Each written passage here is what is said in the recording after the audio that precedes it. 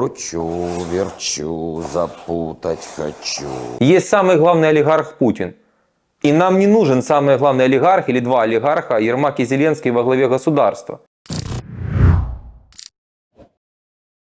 Здравствуйте, друзья! Я хотел выпустить это видео пару дней назад, но я ждал больше информации. Видео будет о Коломойском. Давайте начнем с самого начала. Как все было? В один момент Коломойский озадачился вопросом, как отомстить Порошенко за те все вещи, которые сделал Порошенко во времена своей каденции, плохие вещи в адрес Коломойского. И тогда идеей фикс стала сделать президентом Зеленского. Эта идея проросла очень давно. Сериал «Слуга народа» не случайен. То есть Зеленский к этому шел и в голове вынашивал эти планы очень давно. Его знакомство и бизнес-партнерство, условное бизнес-партнерство, они были контрагентами, помогло в этом очень сильно. Итак, план Коломойского воплощается в жизнь. Зеленский становится президентом. Коломойский имеет массу проблем с правоохранительными органами США и вообще по всему миру. Он до недавних пор, сейчас-то ему уже и в Украине тяжело, об этом пойдет речь дальше, он не мог выехать из Украины никуда. И даже являясь гражданином Израиля, а Израиль своих не выдает, даже там начались проблемы из-за США. И вот в чем прогадал Коломойский, и тоже дальше речь об этом пойдет. В принципе, все олигархи всегда делают неправильные ставки в Украине политически. Он, видимо, не считал, какой на самом деле человек Зеленский. Как бы сейчас там ни рассказывали, что все это шоу, все это постановка, Коломойскому в шаббат пришло СБУ, приходили и до этого. И Блинкен прилетел, и ходили слухи, что это устраивается шоу, что нужно в лапы СБУ быстрее забрать, чтобы НАБУ не добралась. Что мы видим? НАБУ выставляет подозру на 9,2 миллиарда гривен. Дальше там выставляется залог в суде 500 миллионов гривен. Тучи сгущаются. Теперь появляется информация, что АРМА забирает 1+1. Что такое АРМА? Это агентство, которое типа коррупционным путем добытое имущество изымает и управляет им. Я очень давно называю Зеленского диктатором. Я самый первый сказал, что Зеленский на самом деле это гибрид Путина, Лукашенко, Эрдогана и всех таких диктаторов и же с ними. И на что вас наводит эта мысль? Давайте я вам напомню для тех, на кого ничего не наводит. Гусинский, Березовский, Путин, в какой-то мере Ходорковский. Точно так же действовал Путин. Те люди, которые его привели по сути к власти, я сейчас говорю о Березовском и Гусинском, он первый с ними расправился. Далее был Ходорковский.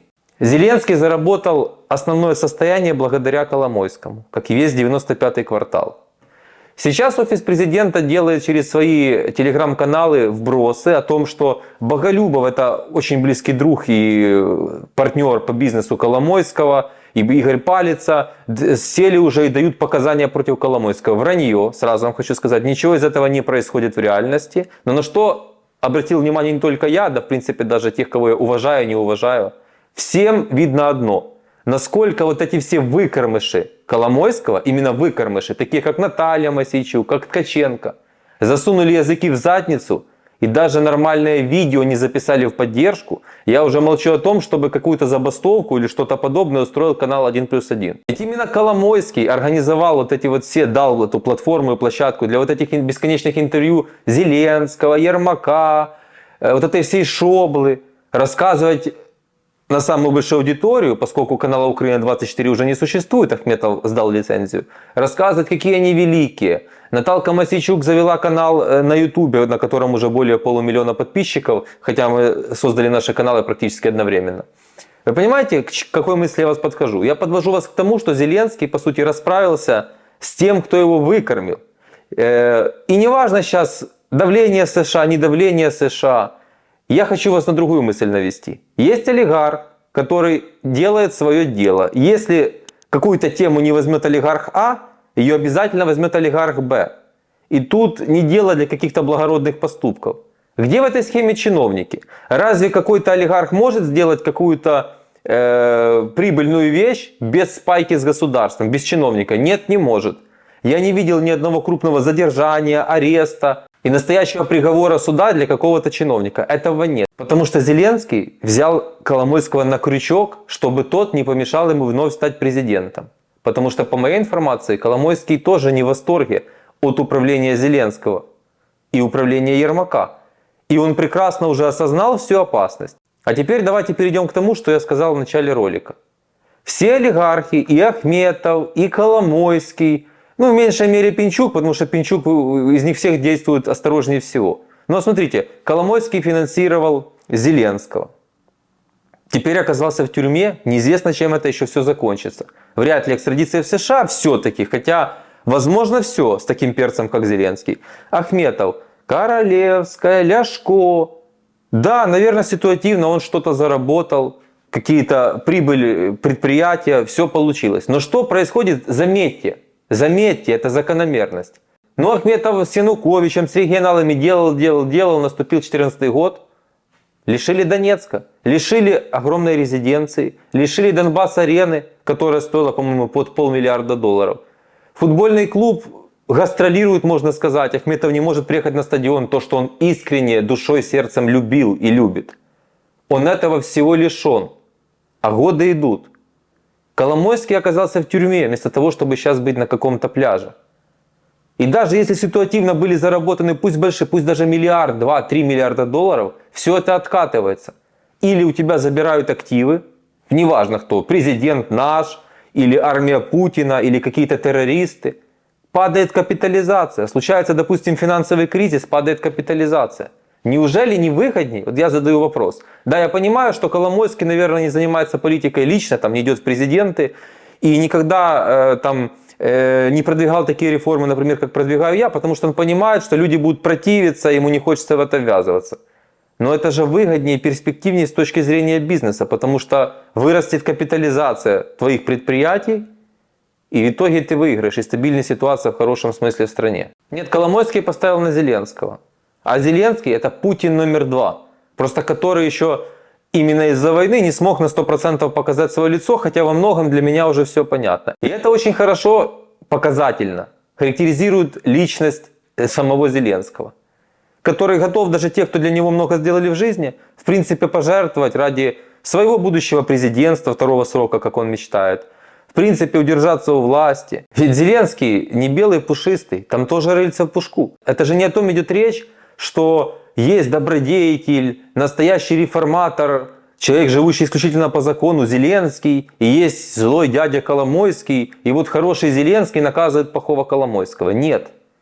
Если Коломойский захочет, он выдаст невероятный компромат на Зеленского, на весь бизнес Зеленского и на многие-многие другие вещи. Именно для этого Зеленский, на мой взгляд, и влез в эту историю с Коломойским. Возможно, там вообще были какие-то договоренности, которые потом Зеленский нарушил. И, например, все стрелки перевел, что его заставляют это сделать США, или его где-то переиграла США и так далее. Я никаких прогнозов сейчас не буду давать по поводу будущего Коломойского. Посадят, не посадят, экстрадируют, не экстрадируют. У Коломойского громаднейшие проблемы. Дело будет очень сильно показательным для всех. И это будет еще и вывеска для тех олигархов, которые сейчас на низком старте ждут окончания войны, начала политической борьбы, финансирования других проектов и потирают руки, как сбить Зеленского. И я озабочен тем, как не допустить Зеленского на второй срок. И у каждого из нас личные мотивы. Одно исключение, что мои мотивы совпадают с мотивами моей аудитории.